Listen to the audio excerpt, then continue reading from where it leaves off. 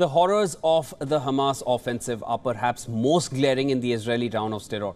It's not just on the roads, but inside cars and even inside houses. Hamas fighters traveling in ground vehicles, motorized paragliders and boats breached Gaza's security barrier and attacked nearby Israeli towns and military posts. Take a look at this. נכנסתי לאינטרנט, ראיתי שיש חדירה של מחבלים. עוד לא ידעתי מה באמת הולך, מה קורה. יכולים לראות ברקע אפילו יש את הגופות שלהם.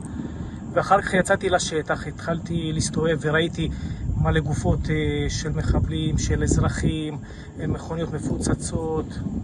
Vehicles on the streets bore bullet holes and some were still burning after the attack. Ambulances, police officers and members of Israel's armed forces were also at the scene. Sderot is just 4 kilometers from the Gaza Strip and has been bearing the brunt of previous Palestinian shelling attacks as well. The escalation comes against a backdrop of surging violence between Israel and Palestinian militants in the West Bank, which together with the Gaza Strip is part of the territories where Palestinians have long sought to establish a state.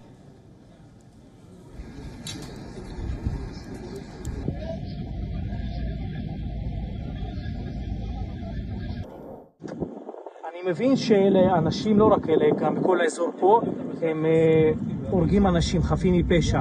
אבל כשאני מסתכל עליהם, אני רואה בחורים צעירים, שאני אומר, כמו שאומרים בערבית, בחרם, פשוט חבל, הם הולכים למות ונהרגים. ופשוט אני יכול להגיד שחבל. בחורים צעירים בחרו דרך לא נכונה, וככה גמרו את החיים שלהם. Israel responded with massive airstrikes deep inside the coastal enclave, killing scores and wounding hundreds of people and vowing unprecedented retaliation. Hamas leader Ismail Haniyeh said the assault that had begun in Gaza would spread to the West Bank and Jerusalem.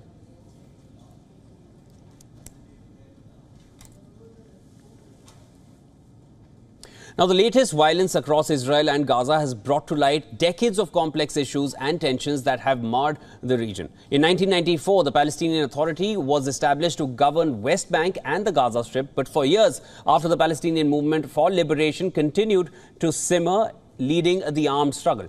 Is the Iran-backed Islamic resistance movement more popularly known as the Hamas group? Let's take a look back at some of the worst attacks that have made it one of the most volatile regions in West Asia.